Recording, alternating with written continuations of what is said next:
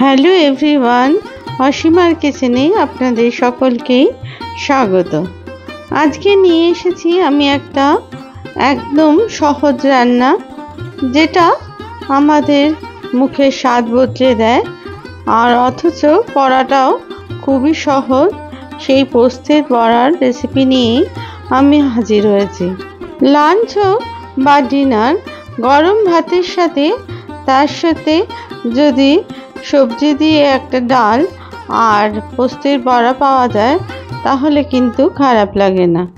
এই পোস্তের বড়া বানানোর জন্য আমি নিয়ে নিয়েছি এখানে 150 গ্রাম মতো পোস্ত, যেটাকে আমি ভিজিয়ে দিলাম আধ ঘন্টার জন্য। কারণ পোস্ত দানাটা না ভিজলে এটা কিন্তু একটু নরম হয় না, আর তাতে করে পোস্ত বাটলে একটু স্মুথ ভাব আসে না।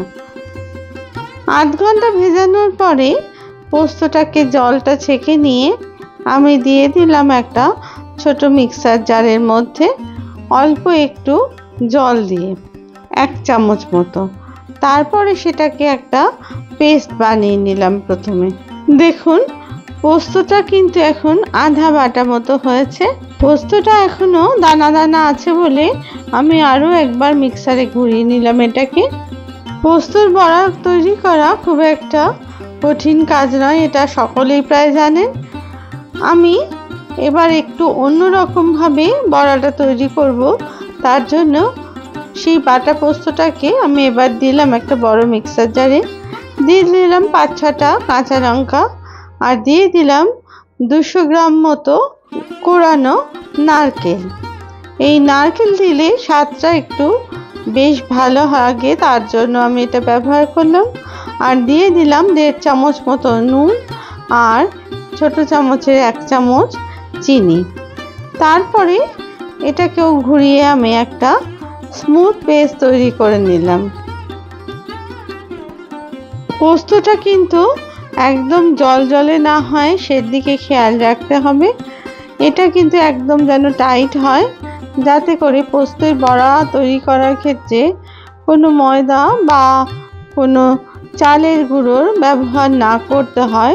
সেই রকমভাবে কিন্তু পোস্তটা বেটে নিতে হবে।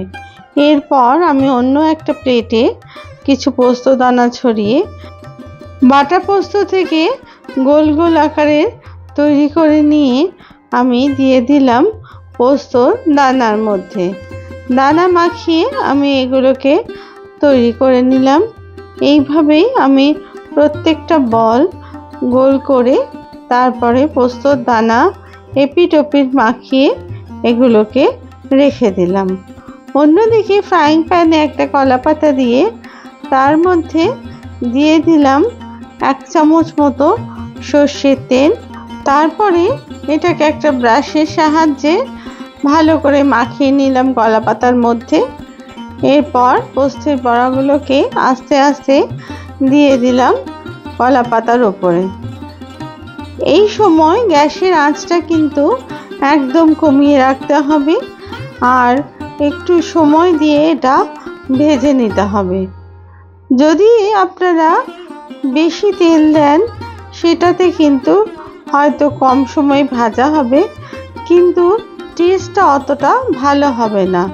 তাই একটু কম আঁচে একটু সময় ধরে এটাকে এপিট ওপিট ভালো করে ভেজে নিতে হবে। এক পিঠ ভাজা হয়ে গেলে আবার উল্টো দিকটা ভেজে নেওয়ার জন্য আস্তে করে স্প্যাচুলার সাহায্যে এটাকে উল্টে দিতে হবে। আপনারা কোনো চিমটির সাহায্যে অথবা হাতের সাহায্যেও এই একই কাজটা করে নিতে পারেন, তবে হাতে যেন ছ্যাঁকা না লাগে সেদিকে কিন্তু অবশ্যই খেয়াল রাখবেন। অন্য দিকটা ভেজে নেওয়ার জন্য আমি আর একটু ব্রাশে করে তেল দিয়ে দিলাম 1 চামচ মতো, যাতে করে অন্য দিকটাও খুব সুন্দর ভাজা হয়। এরপর আরও 5 থেকে 7 মিনিট অন্য দিকটা ভেজে তারপরে আবার আস্তে করে উল্টে দিতে হবে, অন্য দিকটাও একটু ভালো করে ভেজে নেওয়ার জন্য।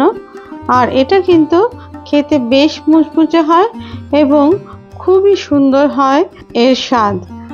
দেখুন আমার পোস্তর বড়া কিন্তু একদম তৈরি। এরপর আমি এটাকে তুলে নিলাম একটা প্লেটে। আপনাদের যদি এই রেসিপি ভালো লেগে থাকে তাহলে প্লিজ লাইক, শেয়ার আর কমেন্টস করতে ভুলবেন না। আর আমার চ্যানেলের যদি আপনারা নতুন দর্শক বন্ধু হয়ে থাকেন তাহলে প্লিজ চ্যানেলটিকে সাবস্ক্রাইব করে দেবার অনুরোধ রইল।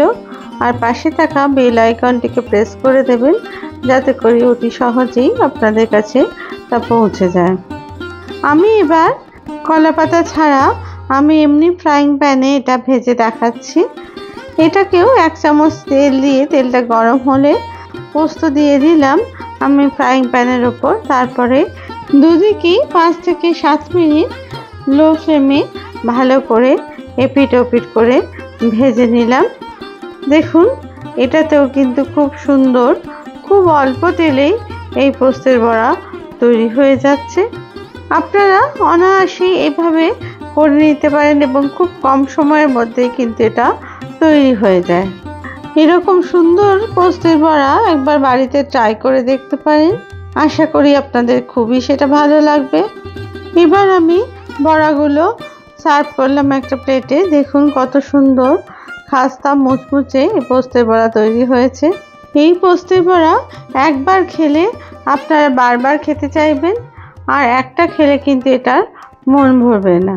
আবার নতুন রেসিপি নিয়ে আমি আপনাদের কাছে হাজির হব। আপনারা সবাই ভালো থাকবেন। ধন্যবাদ।